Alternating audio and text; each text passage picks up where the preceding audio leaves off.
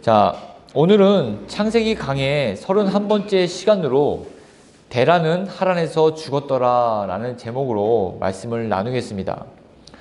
오늘 본문은 10절부터 26절까지는 셈부터 아브라함까지의 족보를 나타내고 있습니다.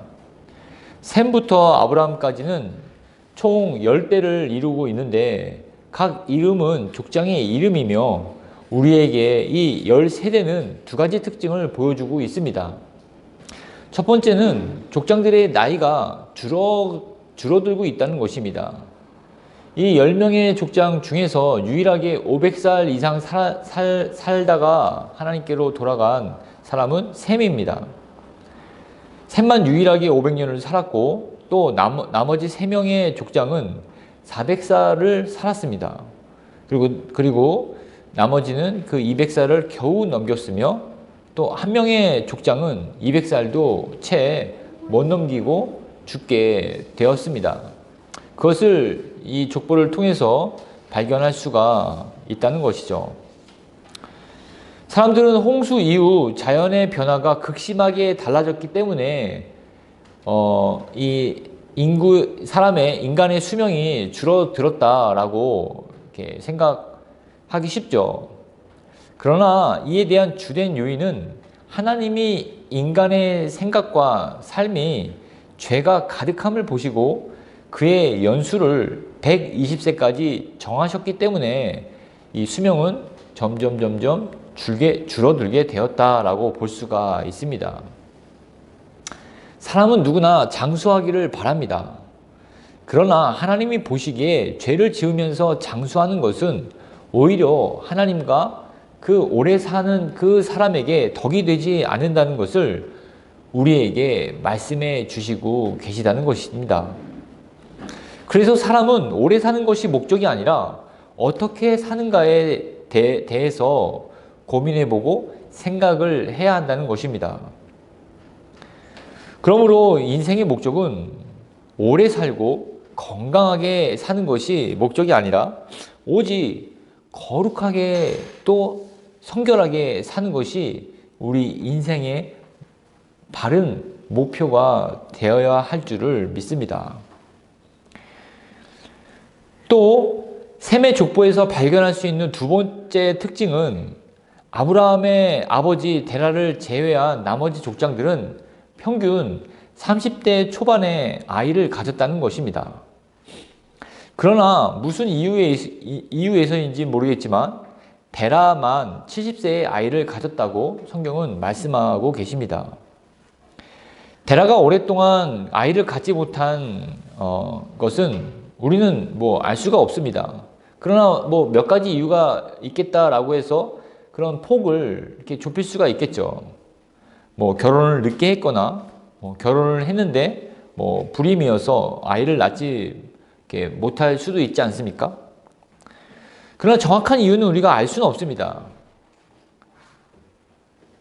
늦게 자식을 얻음으로 데라는 아마 소가리를 했지 않았을까라고 할 정도만 그냥 짐작해 봄직합니다. 이렇게 셈의 족보에서 살펴볼 수 있는 것들을 말씀드렸습니다. 그렇다면 다음으로 본문 속으로 들어가서 한번 이 본문을 자세하게 한번 짚어보도록 하겠습니다. 다 같이 오늘 본문 말씀인 창세기 11장 10절 말씀을 함께 읽겠습니다. 자, 10절 말씀 시작. 셈의 족보는 이러하니라. 셈은 100세 곧 홍수 2년에 아르박삿을 낳았고, 네. 셈은 홍수 2년에 아르박삿이라는 자녀를 낳았습니다. 여러분, 아르박삿이라고 하면 여자이었겠습니까? 남자이었겠습니까? 네, 맞죠. 예. 여긴 족보니까 남자가 이름을 올리지 않았겠습니까? 네, 남자아이였습니다. 이 아르박삿을 가진 시기를 우리는 눈여겨볼 필요가 있습니다. 셈이 아르박삿을 가진 시기는 홍수 2년이라고 합니다. 그러니까 방주에서 나온 지 1년 있다가 이 셈은 아이를 갖게 되었다라는 말씀입니다. 셈은 방주에서 나와서 생활했습니다. 제일 먼저 방주에서 나와서 제일 먼저 급한 게 무엇이었겠습니까? 의식주의 문제를 해결하는 게 제일 먼저이지 않았겠습니까? 식구가 많았으면 모를까 달랑 자기와 자기 아내밖에 없는데 그는 자기 집을 꾸리는데 1년을 보내고 또 생명을 생산하는 일을 했다는 것입니다. 어떤 것도 삶의 우선순위에 가장 첫 번째로 두지 않았습니다. 오직 생육하고 번성하고 땅에 충만하라는 하나님의 말씀을 삶의 가장 우선순위에 두고 순종했다라는 말씀입니다. 한번 생각해 보십시오. 진짜 집도 절도 없는 그런 상황 속에서 겨우 동굴이든지 이렇게 집을 잠잘 거처를 마련해 놓고 나서 아이를 낳았다고 생각해 보십시오. 정말 상상 이상의 어떤 힘듦이 있지 않았겠습니까? 어느 것 하나 자기 손으로 해결하지 않으면 안 될 시대였지만 아내가 출산을 하게 되자 모든 것이 더 그 힘듦이 배가 되고 가중되었다라는 것입니다. 그럼에도 불구하고 이 셈은 자식을 낳는 일에 우선순위를 두었다라는 말씀이죠. 이 본문을 영적으로 해석하기보다 시대적인 부분을 놓고 본다면 현대를 살아가는 또 특별히 대한민국을 살아가는 우리에게 시사하는 바가 매우 크다고 생각됩니다. 왜냐하면 우리나라는 지금 OECD 국가 중에서 출산율이 가장 최하위에 있지 않습니까? 이렇게 가다가 국가가 소멸하게 될 위기를 맞게 될 것이라고 이렇게 엄포를 놓는 그런 통계 자료들을 이렇게 보도한 것을 또 보게 됩니다. 그런 것을 봐도 사람들이 그런가 보다 하지 않습니까? 아직 피부에 잘 와닿지 않죠.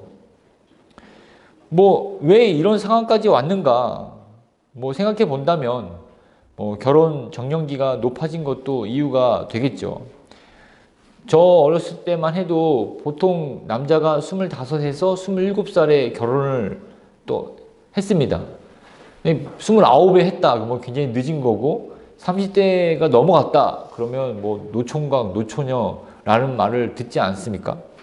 근데 지금은 30대 초반에 결혼하면 일찍 한다라고 여겨질 그런 문화가 또 생겼죠. 또 미혼인 사람들이 늘어나는 것도 원인 중에 하나입니다. 또 결혼을 해도 아이를 갖지 않거나 또 하나만 낳아서 양육하는 가정도 주위에 많이 있습니다.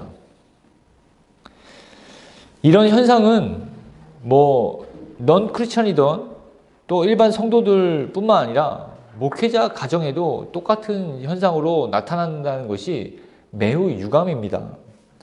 하나만 낳고 둘째를 고민하는 목회자들도 많이 있고 또 아예 아이를 낳지 않고 그냥 이렇게 살아가는 그런 분들도 이렇게 종종 볼 수가 있습니다.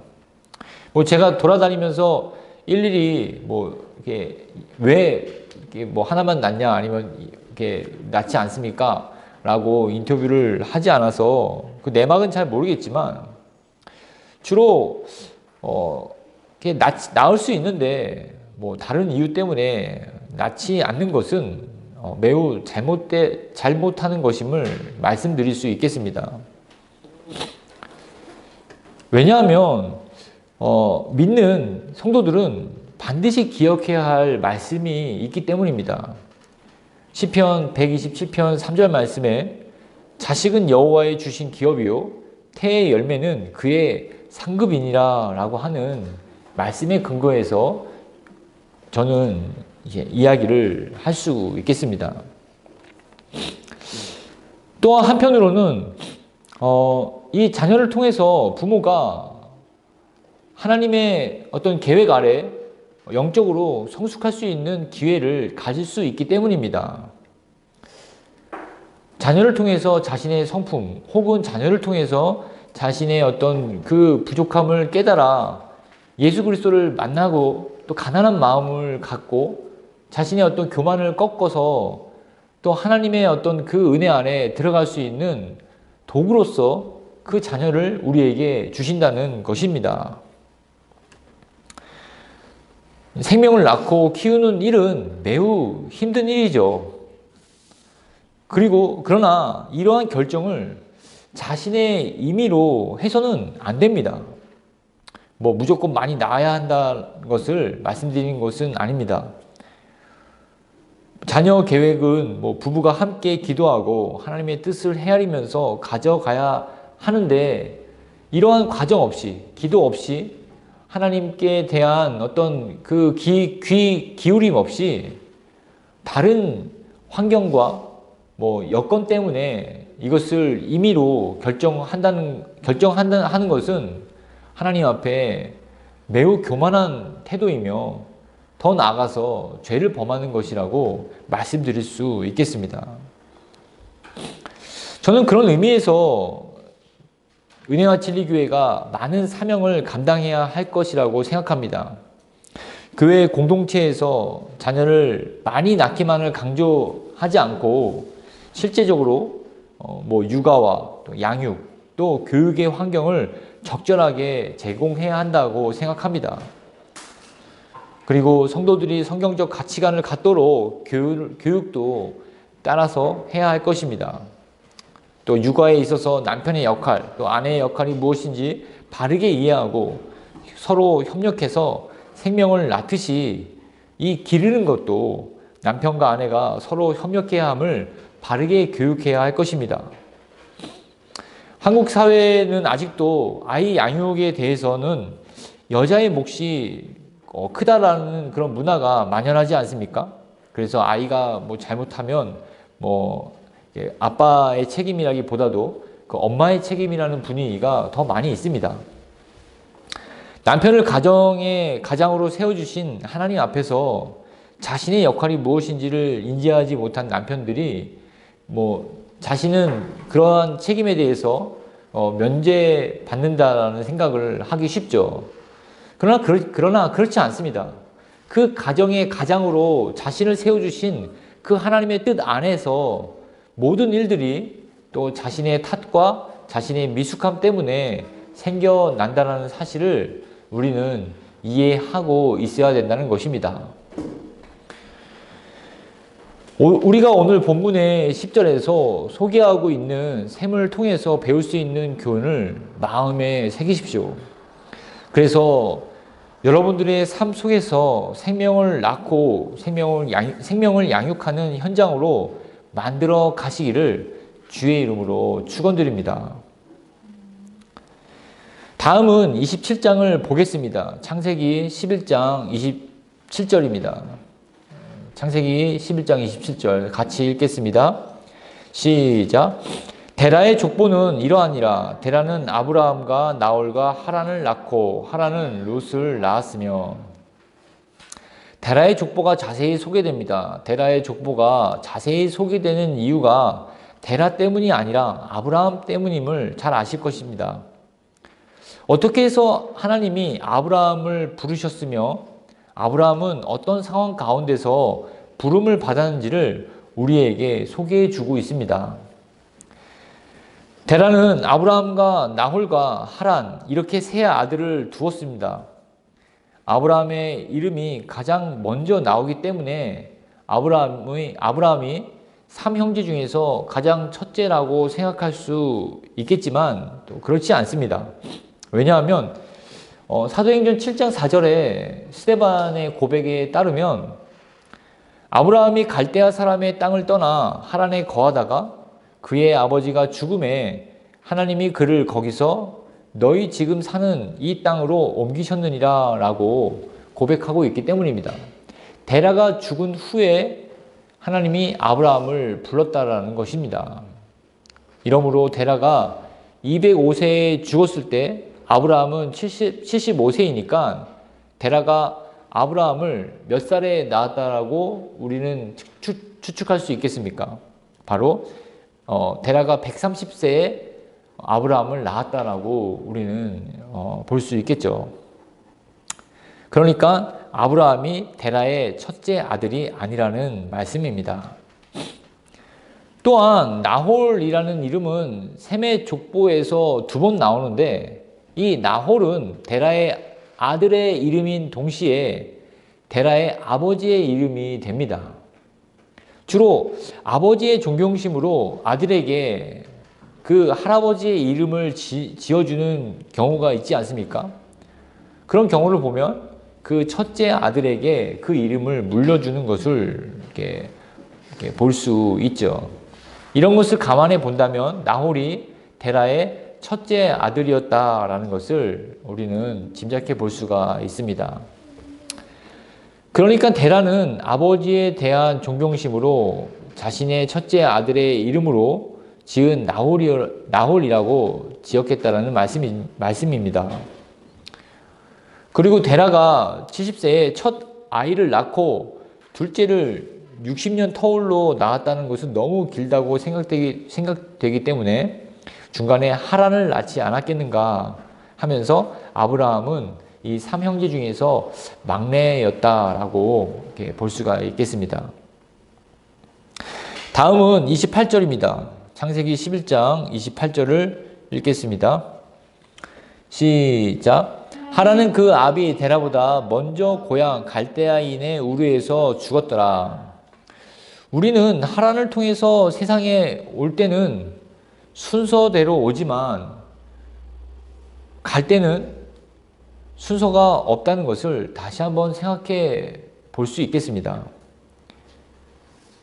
우리가 또 지난주에도 예기치 않는 사고로 이렇게 천국을 간 집사님 소식을 듣지 않았습니까? 정말 아직 50대 중반이시고 또 자녀들도 잘 키워놓고 그리고 또 이제 교회도 잘 섬기시던 집사님이 정말 예기치 않은 그런 사고로 소천하게 된 그런 이야기를 우리는 들었죠. 정말 이런 점을 감안해 본다면 우리는 늘 죽음을 염두에 두면서 살아야 할 것입니다. 라틴어 말 중에서 우리가 한 번쯤 들어본 말이 있습니다. 메멘토 모리라는 말입니다. 메멘토 모리. 죽는다는 것을 기억하라, 혹은 죽음을 기억하라 라는 의미로 유명한 말이죠. 죽음이라는 조명으로 자신의 삶을 비춰본다면 소중하지 않는 순간이 없고 아름답지 않을 추억이 없습니다. 죽음이라는 그 조명으로 우리의 인생을 들여다본다면 정말 한순간도 허투루 또 그냥 흔해 빠진 그런 순간으로 귀찮게 여기는 그런 일상이 사라질 것입니다. 모든 삶의 그런 순간들이 매우 의미 있고 값 있게 여겨지게 되지 않겠습니까? 그래서 우리는 항상 이 죽음을 염두에 두면서 이 죽음의 문제 또 이 죄의 문제를 우리는 한 번쯤 심각하게 생각을 해봐야 한다는 것입니다. 다음 29절을 읽겠습니다. 아브라함과 나홀이 장가 들었으니 아브라함의 아내의 이름은 사레며 나홀의 아내의 이름은 밀가니 하란의 딸이요 하란은 밀가의 아버지며 또 이스가의 아버지더라. 아브라함과 나홀이 장가를 들었다는 것을 소개하고 있습니다. 아브라함의 아내 사레는 이복 누이였습니다. 창세기 20장 12절에 아브라함은 사레를 자기의 아내인 것을 감추고 누이라는 사실만 아비멜렉에게 말하고자 할 때 이렇게 이야기합니다. 창세기 20장 12절에 또 그는 정말로 나의 이복 누이로서 내 아내가 되었음이니라. 네, 이렇게 이쁜 여인이 있으면 왕이 그를 이렇게 데려와서 자신을 수종들게 하는 그런 문화가 이렇게 있음을 알고서 근데 그 여자가 뭐 다른 남자의 아내라면 그 남편을 죽이고 데려오는 그러한 문화였던 것 같습니다. 이를 알고 아브라함은 속이게 되는 거죠. 뭐 속였다기보다도 남편이 그것을 감춘 거죠.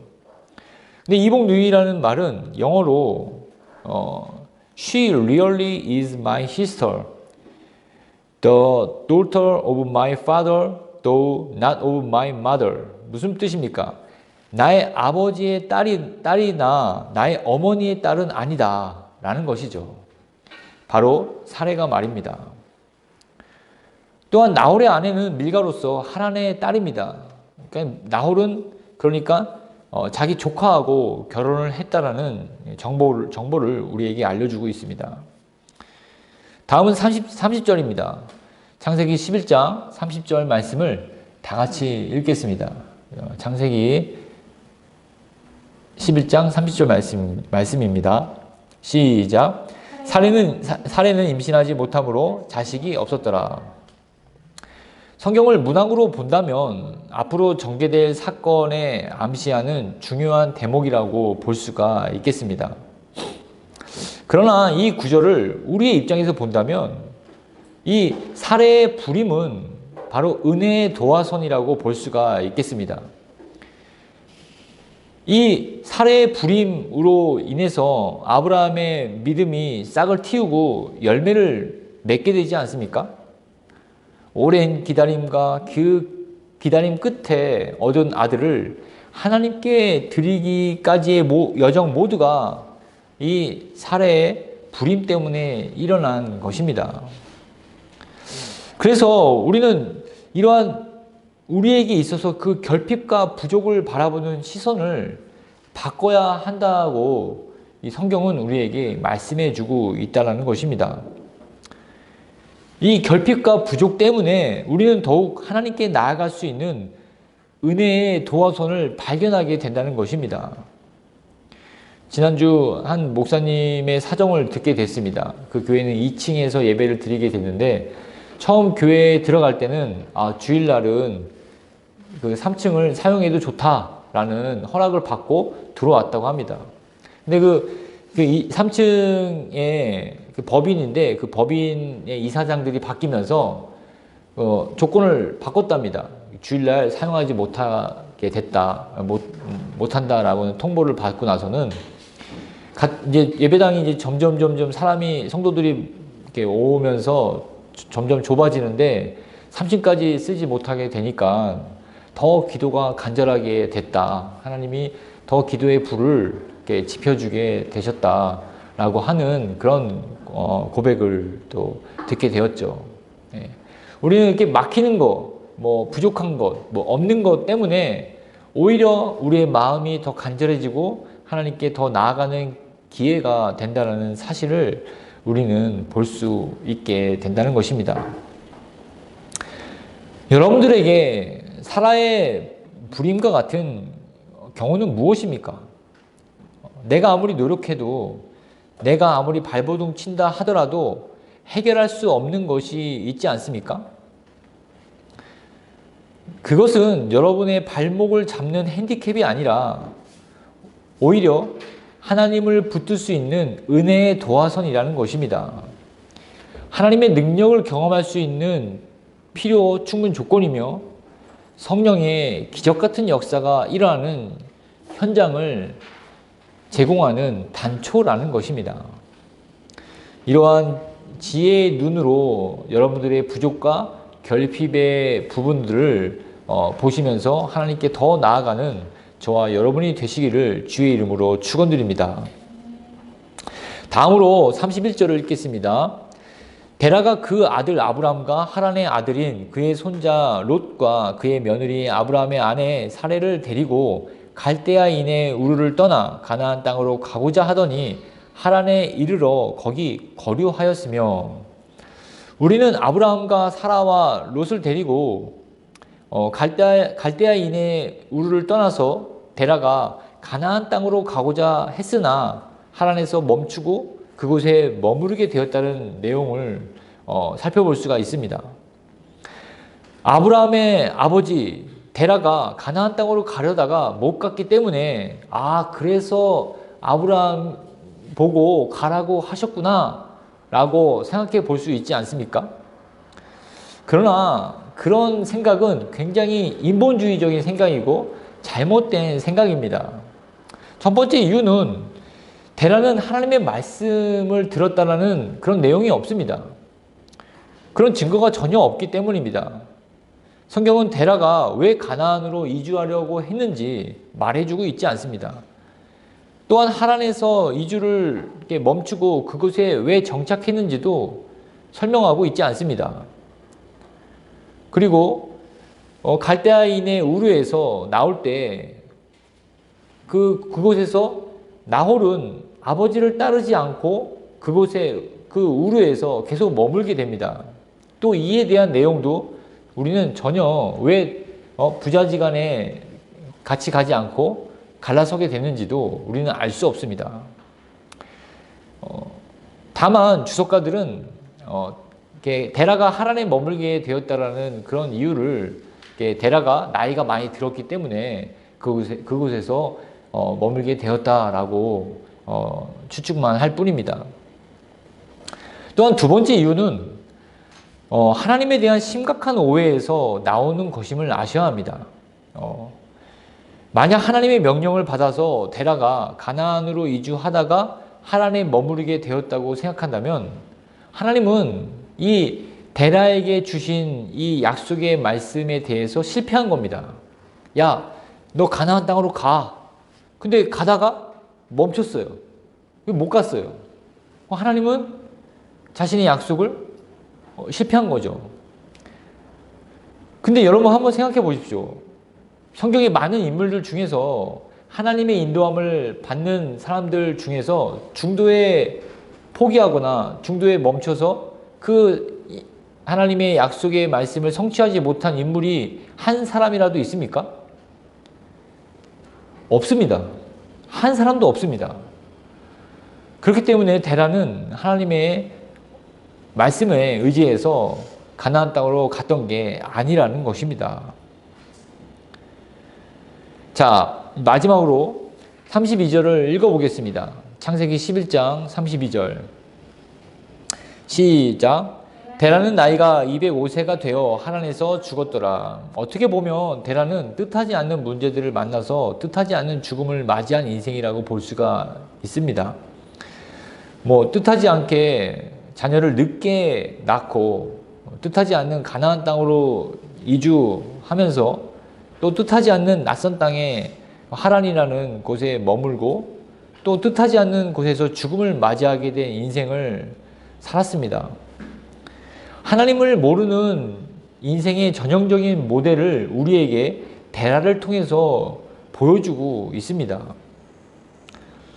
그러나 여러분, 데라만 뜻하지 않는 그런 환경이나 인생의 여정을 만나는 것이 아니죠. 크리스찬도 하나님을 믿는 사람도 그러한 인생을 사는 것은 마찬가지입니다. 그러나 하나님을 믿는 신자와 하나님을 믿지 않는 불신자의 차이는 무엇이겠습니까? 뜻하지 않는 똑같은 인생의 여정을 살아갑니다. 그런데 신자와 불신자의 차이는 무엇이겠냐라는 것이죠. 여러분, 그 차이가 뭐겠습니까? 한번 생각해 보십시오. 바로 유업이 있느냐 없느냐라고 하는 것입니다. 믿음으로 살아간 인생은 반드시 자기 기업이 있습니다. 사도행전 20장 32절에 지금 내가 여러분을 주와 그 은혜의 말씀께 부탁하노니 그 말씀이 여러분을 능히 든든히 세우사 거룩하게 하심을 입은 모든 자 가운데 기업이 있게 하시리라. 사도 바울이 에베소 장로들에게 마지막으로 그들에게 한 그런 축복의 말씀이죠. 말씀을 믿고 따라간 사람들의 특징은 반드시 기업이 있다는 것입니다. 하나님이 주셔서 이루어낸 기업 말입니다. 이것이 유업이 되어서 다음 세대에도 이어받게 된다는 것입니다. 데라를 보십시오. 가나안으로 목적지를 삼았지만 끝내 그곳에 가지 못하고 하란에서 죽었습니다. 그게 끝입니다. 데라의 손자 이삭이 하나님을 부를 때 나의 아버지 아브라함의 하나님이라고 부르지 않습니까? 그러나 한 번도 나의 할아버지 데라의 하나님이라고는 부르신 적이 없습니다. 이삭뿐만 아니라 데라의 자손 그 누구도 데라의 하나님이라고 부르지 않았습니다. 데라 자신도 하나님을 찾지 않았기 때문에 하나님께로 받은 기업이 없는 인생으로 그의 삶을 마감했다는 것입니다. 그가 세상적으로 무엇을 이뤘는지 잘 모르겠습니다. 그러나 성경에서는 그가 큰 업적을 남겼는지 작은 업적을 남겼는지 관심이 없습니다. 하나님은 그것에 관심을 두지 않으신다는 것입니다. 영적으로 데라는 그냥 빈털터리로 하나님이 주신 기업을 전혀 남기지 않고 죽음을 맞이했다는 것입니다. 얼마나 두려운 것입니까? 나의 인생도 이렇게 데라처럼 그냥 죽음으로 끝내버리면 얼마나 허무합니까? 그러니 여러분, 믿음으로 사십시오. 하나님께서 여러분에게 주신 믿음을 잃어버리지 말고 그 믿음을 점점 키우면서 살아가시기를 주의 이름으로 축원드립니다. 요셉을 보십시오. 어렸을 때 여러분들 우리 누굽니까? 여기 앞에 앉아있는 우리 원비 학생 나이 때 꿈을 꿨습니다. 별에 대한 꿈을 꾸고 벼집단에 대한 꿈을 꿨습니다.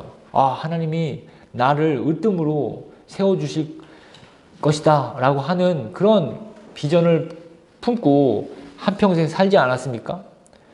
그 꿈을 놓지 않았기 때문에 항상 상황을 긍정적으로 보고 하나님을 찾았으며 자신의 삶을 거룩과 성실함으로 하나님께 거룩한 산 제사로 자신의 삶을, 자신의 몸을 하나님께 드리면서 살았습니다.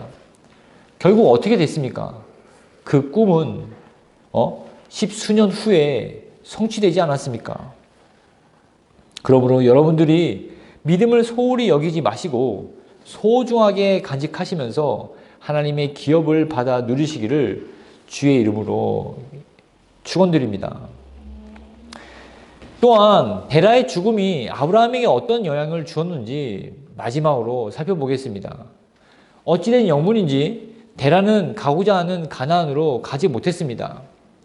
집안의 가장 큰 어른이 하란에 머물러 있었기 때문에 아브라함은 꼼짝도 못했던 것입니다. 물론 하나님의 말씀도 임하지 않았기 때문이기도 하죠. 그러나 우리가 좀 영적으로 이 부분을 바라본다면 데라는 아브라함에게 육신의 뿌리라고 볼 수가 있습니다. 아브라함의 외적인 모든 요소를 형성할 수 있게 해준 근원이 바로 아브라함의 아버지 데라였다라는 말씀입니다. 이러한 데라가 죽자 하나님은 고향과 친척과 아버지의 집을 떠나라고 하셨습니다. 우리가 말씀을 따르기 위해서는 육신이 죽어야 한다는 것을 이 데라의 죽음을 통해서 우리에게 말씀해 주고 계십니다. 로마서 8장 8절에 육신에 있는 자들은 하나님을 기쁘시게 할 수 없느니라 라고 우리에게 말씀하고 계십니다. 만약 여러분이 육신에 머물러 있다면 우리는 그 육신을 벗고 하나님의 뜻을 따라야 합니다. 데라가 죽지 않은 상태에서 아브라함이 말씀을 따르고자 했다면 아브라함은 데라의 말도 듣고 하나님의 말씀에도 순종해야 했기 때문에 이중 고통을 겪으면서 믿음의 길을 걸어야 했다는 말씀이죠. 그러나 데라가 죽었기 때문에 아브라함이 하나님의 말씀을 따르고자 할 때 단순하게 순종할 수 있었습니다. 예를 들어 보겠습니다. 여기 자동차 두 대가 있습니다. 자동차 두 대가 같은 도로를 달리고 있습니다. 이 도로는 비포장 도로입니다. 매우 길이 험할 뿐 아니라 또 달리는 이 차량 두 대가 모두 초행길입니다. 한 차의 운전대는 매우 부드러운 운전대입니다. 핸들링이 매우 가볍고 쉽습니다. 그래서 이 운전대로 운전을 하는 그런 운전자는 아주 편안하게, 길은 험하지만 편안하게 운전을 할 수 있다는 것이죠. 그러나 다른 한 차는 그렇지 못합니다. 운전대 옆에 조수석에 그 운전사와 생각이 다른 친구가 타고 있어서 막 잔소리도 심하게 하고 막 성격이 급해서 막 운전 조수석에 앉아 있음에도 불구하고 운전대를 잡고 좌우로 자기가 운전을 하려고 합니다. 도로 사정도 가뜩이나 어려운데 뜻하지 않는 불청객 때문에 이 운전의 피로도는 배가 되지 않겠습니까?